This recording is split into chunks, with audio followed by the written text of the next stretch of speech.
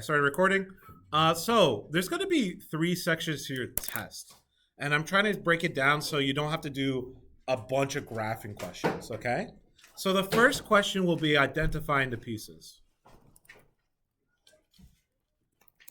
The pieces of a parabola. Today, no, but I will post some later.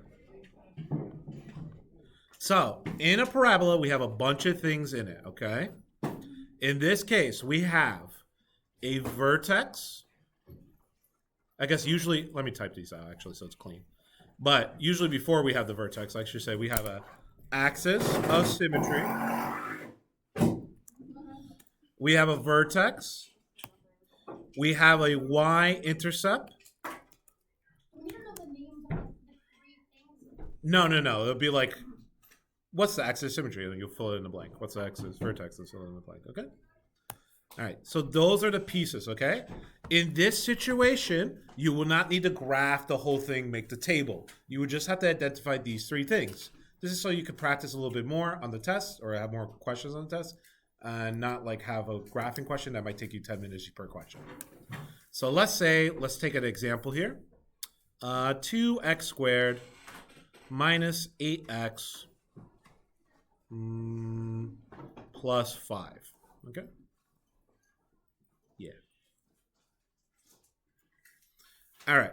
In this situation, I need to find the axis of symmetry.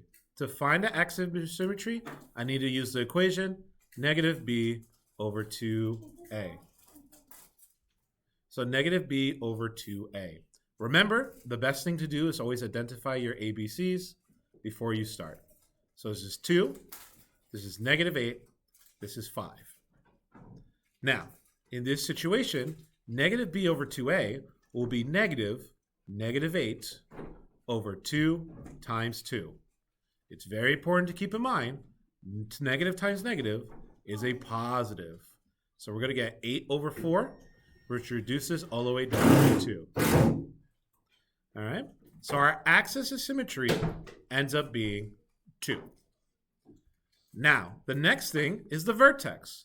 Luckily, we get the vertex half for free. The axis of symmetry is always the x of the vertex. The axis of symmetry is always the x of the vertex. But we need to find the y. We need to find the y, so we're going to plug in x, okay? To find the vertex, or the y of the vertex, we're going to plug in x. So in this case, we're going to take the equation that I was given as the problem, and every x will become the axis of symmetry. So 2 times 2 squared minus 8 times 2 plus 5. This is going to be 8 minus 16 plus 5. A little bit of math. That's end up being negative 3. So your vertex is 2, comma, negative 3. And then the next part is the y-intercept. Luckily for us, the y-intercept is the easiest thing. It's when x equals 0. It's when x, the value x, equals 0. Now, if I plug in 0 into this equation, something will always occur. Well, this thing becomes 0. So basically that disappears. And this thing becomes 0. So that basically disappears. Which means my y-intercept is left over here, which is just 5. So that means that the y-intercept is always the c value, okay? The y-intercept is always the c value. Yeah, go ahead. What? It's you plug in x equals 0. But every time you do that in a quadratic equation like this, it will always end up being that the c value is your y-intercept. That's what I'm trying to tell you. The c value is always your y-intercept. The c value is always the y-intercept. Now, if you for some reason forget that, you always could plug in x equals 0. Okay? So the first part of your test will be like 3 or 4 questions of this. the first 3 or 4 questions of this will be just asking for the pieces, okay? The second part will be actually graphing, which means you're not only going to have to find the pieces, you're going to actually have to solve it, okay? So let's do a graphing one. Again, these take longer. I'm going to only have 2 of these, okay? Realistically, one's probably going to be upside right, the other one's going to be upside down. So in this one, you will still find the axis of symmetry. So you still find the pieces you did in previously. You will still find the axis of symmetry.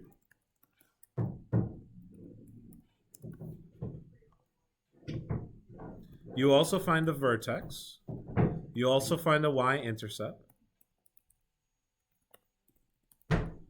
In this case, you're also going to find the roots. Remember, roots is a different name for your solutions, your x-intercepts, your zeros, however you want to say them, okay? All right. So, we're also going to have to make a table. I guess I'll do the table over here. Table. And then we're going to have to actually graph, okay?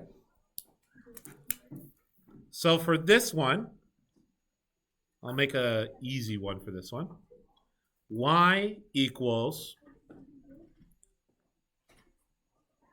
x squared minus 2x.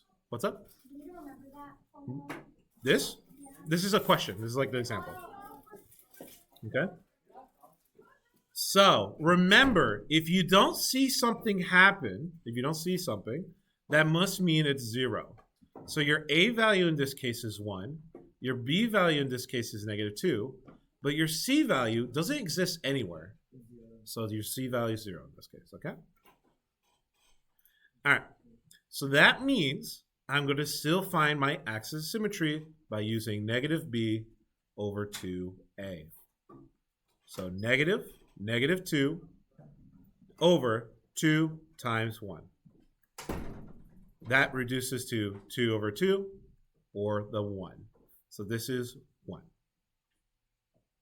Your vertex is you plug in your x from your axis of symmetry.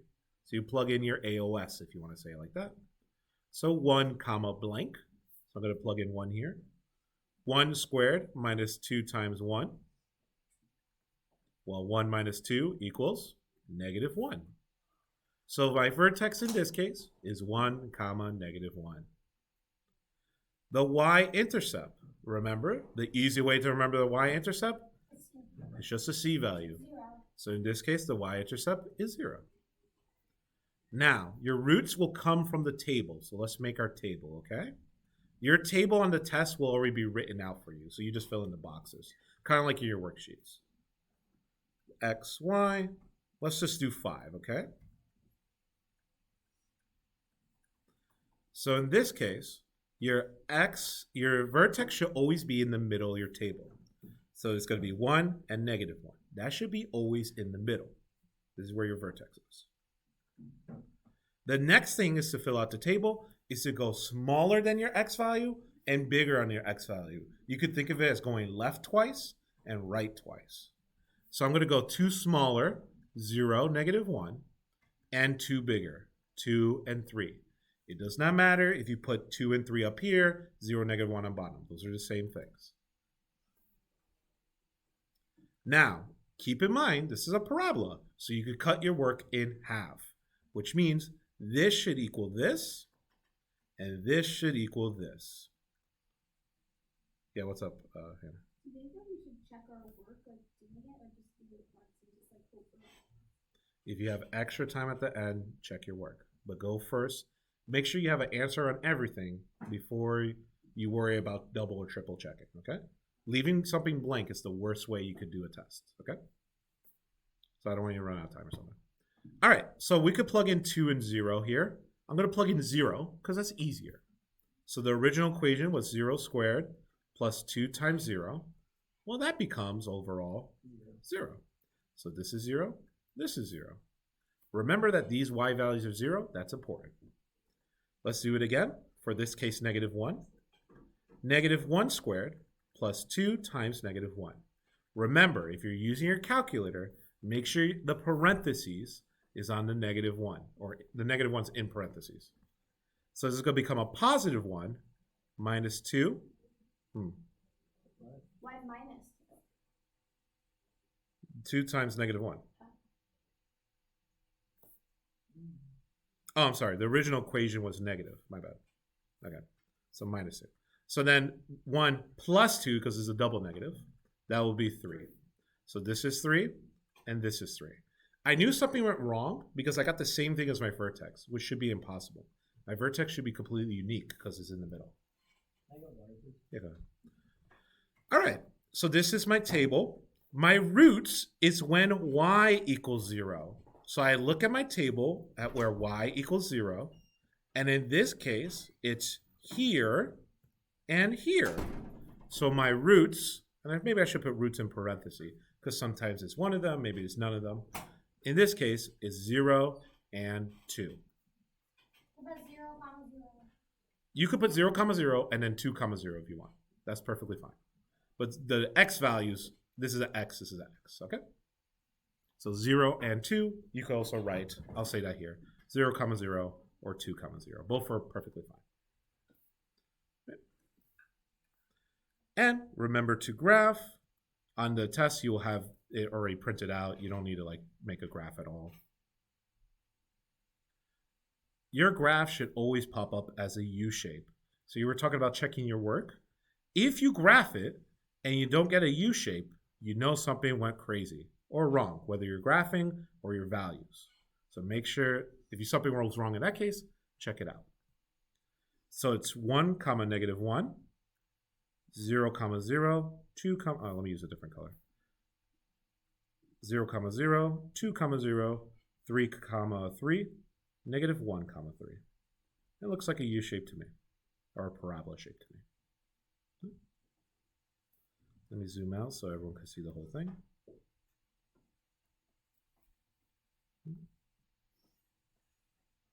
You're going to have 2 questions like this. And honestly, one's going to be upside down, one's going to be upside right. Wait, so how do you find the type of solution? This is not type of solution. You literally do find a solution by looking at the y value and where the zeros are. Okay? We'll do determinate after, okay? Or how many there are. In this case, it's a 2 type. There's 2 of them. I'm doing a worksheet. Well, I'm going to get to there soon. The root is something that equals 0, has 0 in it. It has 0 in the y value, particularly. In the y value, okay? Like this happens to be 0, 0. That doesn't always happen, okay? It's only the y. Only the y I care about. So I saw this is 0, so I knew this was the answer. I saw this is 0, so I knew this is the answer.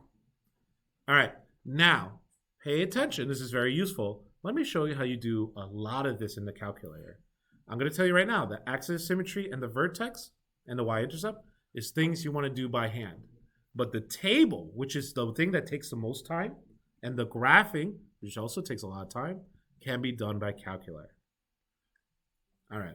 So let's say you're trying your calculator. Make sure you have batteries for the test. I don't like it when you run out of batteries and you're like, oh, I ran out of batteries. I'm like, I don't have batteries on me. You're going to click this top left button, y equals. You're going to click this top left button, y equals. Well, y equals, we've seen that before. We're going to type in the equation from the question, which was x squared minus 2x. So in this case, I'm going to type in the equation x squared minus 2x. Remember, your x button is the button next to alpha. So the button right here. So x to the second power, you can either click here or put bracket, minus 2, the x button again is still here. So I type it in exactly how I see it as the question on the test. Now, I will click graph. If something error shows up, show me and I'll take care of it. But if you look at the graph, whoa, that looks like the parabola I drew earlier.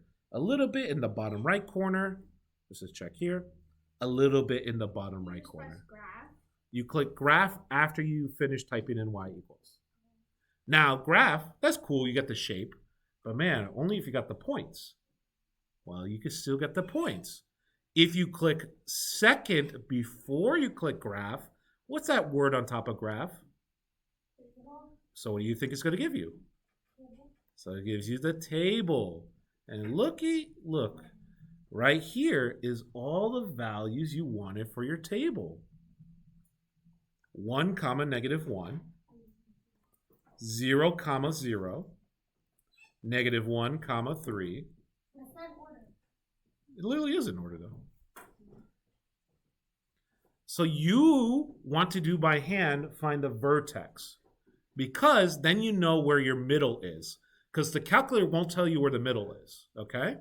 But after you find your vertex, axis, symmetry, y-intercept, why don't you just have the calculator do the work for you? So this is the table of values, okay? And again, if you're ever worried or extra, you want to be extra careful, you could always do by hand. But the calculator is a lot more efficient than me, a lot more efficient than you. So don't be afraid to use the calculator, okay? Hold. Shh, Dovey. I'm going to answer her question because you're hand up. I'll answer your next. Go ahead, Ian. Bring it up here while you. And then Dovey, I think your question is, if the calculator has a problem with it, I'll help you out. No, because you could do this by hand. So if your calculator has an error that pops up that's like unknown, I'm happy to help you with. But if you ask me how to do it on the calculator, I will not help you with that on the test. You,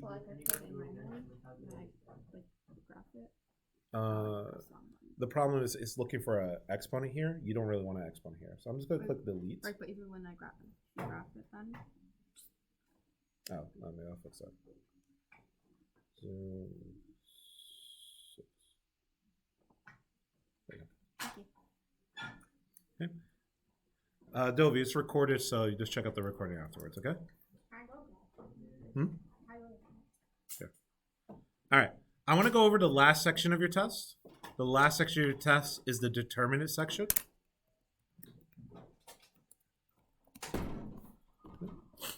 Now, the determinant tells you how many roots there are in the equation, okay? Or how many answers there could be. So if you see something like this, and it hits the x-axis twice, like this or like this is a 2 solution. If it hits the x-axis only once, what that means is actually the vertex is on the x-axis. That's a 1 solution. That's 1 solution. And then if you never hit the x-axis,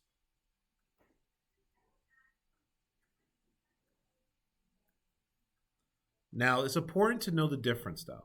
This is 0 solution because it'll keep going down forever and ever. If you got something like this is 0. If you got something like this, it's drawn like this, how many solutions are here? Sadly, no. Look at the arrows. It would keep going until it hits an x-axis. So in this case, this is a 2 solution, okay? So don't get confused. Remember, the arrows technically go on forever. So the arrows down here will never hit anything. That makes it 0 solution. While the arrows up here would hit twice. So in this 2 solution. And remember, if the vertex is on the line, that's a 1 solution exactly, okay? So you need to be able to visually see it. So I'll probably draw something and be like, how many solutions there are? And that's it, okay? The second part is I give you an equation. You have to tell me how many solutions there are. And that's using this formula. B squared minus 4AC. I will not tell you that on the test. You need to know that's the equation. B squared minus 4AC. Let's do like 2 examples of it. Oh, actually, before we do that, if you get, let's say, results in D, which is your determinant. If your determinant is a positive number, so if your determinant is a positive number, that means you have 2 solutions. If your determinant is a 0, that means you have 1 solution. And if your determinant is a negative number, that means you have 0 solutions, okay? Why? What's complicated about it? Positive is 2, 0 is 1, negative is 0. It's even in order. That's not too bad.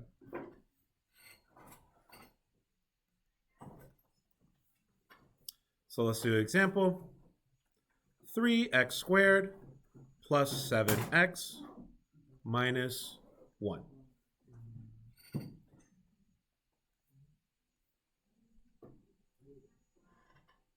So in this case, I'm going to figure out where my ABC is,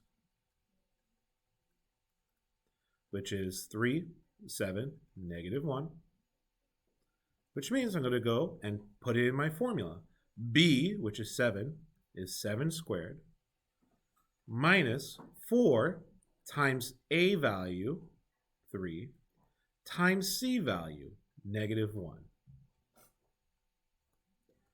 49 plus 12 is, and you could type this in your calculator just like this and you'll get the answer, 61. Now, do I really care if it's 61 or a billion?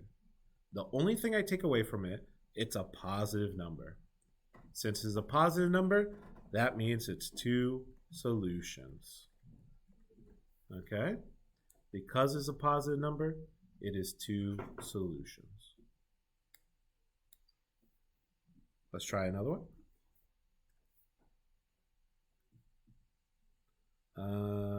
Negative 2x squared minus 4x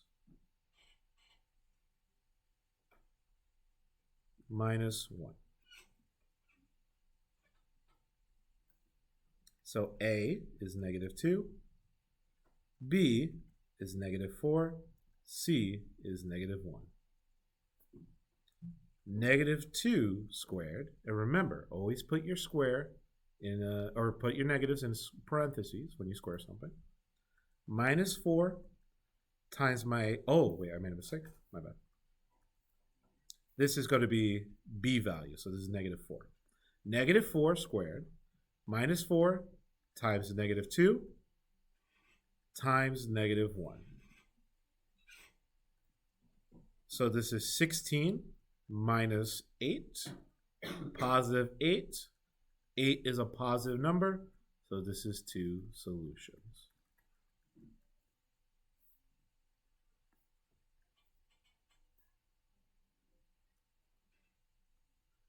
Mm. 3x squared plus 4. In this one, pay attention. In this situation, there's no C, there's no X value. So in this case, there's no B. Oh, yeah. There's no B. So in this case, it's 0 squared minus 4 times 3 times 4. 0 minus 48 equals negative 48. Negative 48 is a negative number, so this is 0 solutions. Solution, solutions. I'm not sure how you say it. So those are the 3 sections on your test. I gave a couple of questions just so if you make a mistake on one, it doesn't like destroy your grade. When's our test? Friday. Good. Friday. All right.